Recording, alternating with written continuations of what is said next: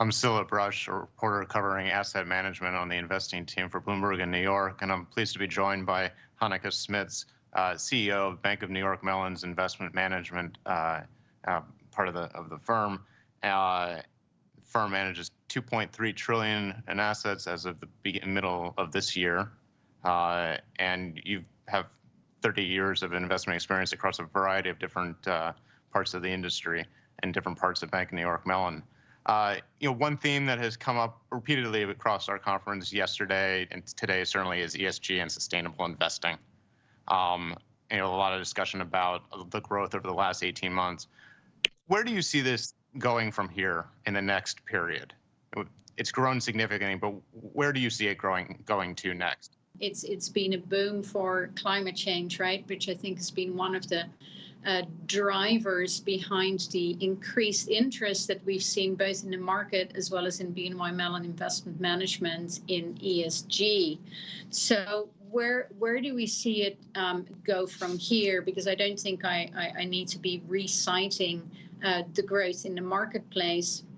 And what I think we'd be seeing is that ESG becomes a much more standard part, if you will, of investing. It's an expectation that investors have that the ESG principles are embedded in the portfolios. And we're also going to see, as a result of this, increased regulatory oversight, right? And a requirement for all of us to report on a consistent basis, which I do think is going to be important for the ultimate end investor to have confidence in the products in itself. Just in terms of that data and reporting question, in the last couple of months, we've seen repeated stories, allegations of greenwashing. Just this morning, there's sort of more questions about DWS and scrutiny of its allegations of greenwashing at the firm. How much greenwashing is there in the industry, and what is your firm and you, what are you doing to sort of guard against this? What do you need to see to stop this from happening? So I think if you just take a step back, anytime that there is something new, there's always a risk of greenwashing, almost irrespective of what we're considering. In this particular case, we very much believe that greenwashing can be addressed, as I was just alluding to, through more consistent ESG regulations, definitions, and approaches. And to that extent, in the EU, I think a significant step has already been taken forward with the introduction of the SFDR, Sustainable Finance Disclosure regulation, and we believe that's not only a significant step, but it's also really a positive step forward. What we would like to see as regulators around the world start to focus in on this, that there's a greater harmonization and coordination with respect to the approaches that various regulators are taking, so that we can all approach the reporting in a consistent manner.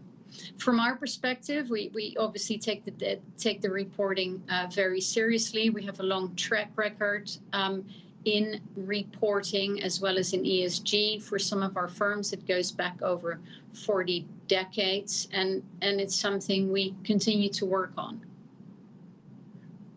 One jurisdiction that has, you mentioned Europe, but one jurisdiction that has not put any firm rules, though, is taking clear steps to scrutinize funds for potential greenwashing, is the United States. Europe has some rules that's several years ahead. How important is it that the U.S. comes on board? What do you want to see out of the SEC? So it's similar to the EU. I think the SEC agenda in particular is clearly guided by the need for disclosure, ultimately to the benefit of the investors.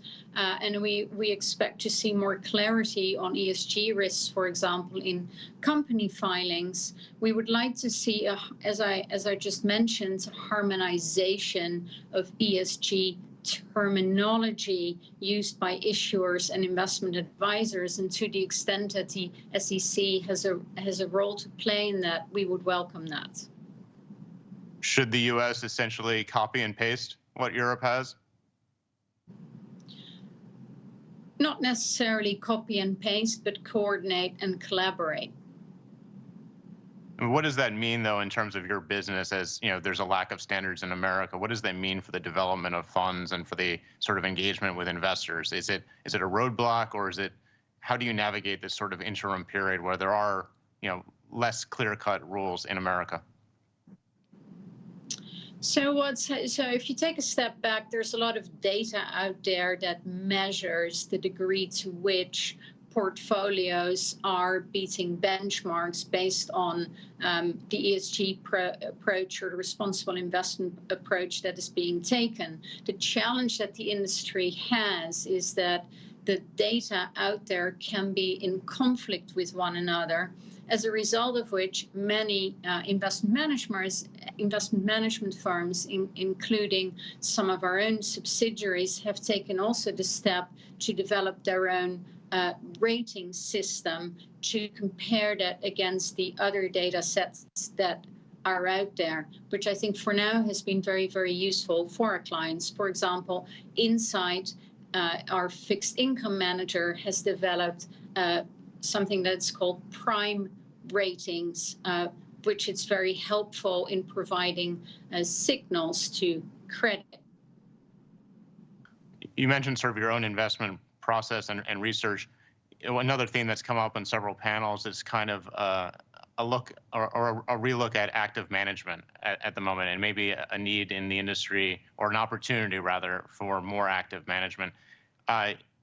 Where do you see the sort of role of active management going now? Are we, especially in terms of ESG and sustainable funds, how much opportunity is there for, as you said, your own in-house ratings, or maybe own in-house investment research? What's the opportunity for active management within the ESG industry? So I actually think this provides a great opportunity for active management. You might expect me to say that, but I really think it does, because for active management, one key part of what we do is clearly we manage the assets that our investors entrust us with, but we need to do so in a responsible manner. We're allocators of capital, and we very much believe we need to engage with the issuers and the management teams of the companies that we own. And that is something that I think plays right into the hand of active management. You need to actively engage, you need to analyze the companies, you also need to include ESG in your analysis, because ESG can highlight both material risks as well as opportunities, and helps to inform the analysts how to exercise their votes and how to engage with management, which ultimately can have an impact on the financial performance of both the stock as well as the portfolio. Are we now at a moment where it's a pretty exciting time? Do you mean that we're sort of at a moment where, you know, the concept of just sort of screening out investments, maybe just screening out a fossil fuel and an oil company, is that sort of the last generation of ESG? Are we sort of at a new kind of approach to this kind of investing, where it's, you know, either about engagement or, you know, voting on, voting at meetings, or are we beyond that sort of screening process? So I think there's still a bit of a divide. We are about voting and engagement rather than screening out. We think it's actually very important to engage with companies with respect to how they allocate capital. And that includes engaging with companies that right now are in the oil and gas sector, and being able to cast a vote as to how they are going to allocate their capital towards a transition and to meet the goals of a net zero environment. Are you worried that, you know, repeatedly there's this concern about companies that are, you know, maybe dirtier brown fossil fuel companies, that the cost for them to raise capital because of, you know, asset managers steering away from them, does that worry you at all? Like, will that make it sort of some of these, you know, oil majors uninvestable?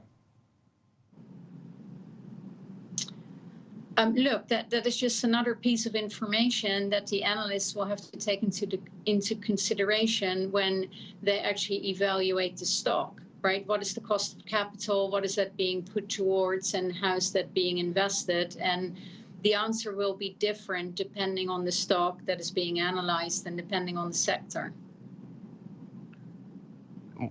Just north of you later this year, COP26 will be coming around. What do you hope to see out of that for specifically the asset management industry? What more essentially do you need to know in order to, allocate more capital to sustainable funds, steer clear of maybe other kinds of assets? What do you hope is achieved out of COP26? Look, I think it's an important moment in time for both governments as well as asset managers, private companies to come together to set some goals as to how we're all going to manage towards this transition. Each of us have a role to play in that, and it will be different depending on your starting point. But I do hope that we get clarity out of COP26, and I think asset management has an important role to play in that conversation. Sort of away from sustainable funds and ESG, another topic that's sort of near and dear to many panels is crypto and sort of blockchain technology. I think Bank of New York Mellon on the sort of custody side has looked at blockchain. Where do you see the role of either or both blockchain and crypto for Bank of New York Mellon? What do you hear from clients about, or investors about, their desires to have exposure to it? Do they tell you that they want more ability to invest in Bitcoin and the like? So we haven't seen as much yet. We are obviously evaluating digital asset class solutions, and we're listening to our clients to determine their needs. We believe that at the highest level, digitization could represent the next frontier if you think about the democratization of investing, whereby you could use the blockchain technology to remove some of the friction, perhaps in less liquid asset classes. We do currently offer a blockchain innovation usage fund, which is an actively managed global equity strategy. But I would say on the whole, clients are exploring what is possible, but I wouldn't say that we've had a huge amount of demand for specific solutions at this point. Do you see that in both institutional and retail? Similarly, but most of our clients are institutional, so that is where our discussions have been largely focused. It is clearly an enormous important development, and one that we're watching very closely, and also working with our colleagues at the bank on, who, as you know, have launched a BNY Mellon Digital Assets Unit, which is a digital custody platform, which we announced earlier in the year, and is a hugely exciting and important development. Just on this, do institutional traders want, and clients want, just the ability to invest in blockchain assets, or do they want the ability to hold? Do they want you to be able to hold Bitcoin and hold crypto? I think for now, our discussion has focused on enabling a broader adoption and delivering an end-to-end solution for the client. So it's more on the custody and hold side. And then from there, we're working on additional solutions for our clients, including in investment management. So it's something that clients might be able to invest in the future with you? Correct.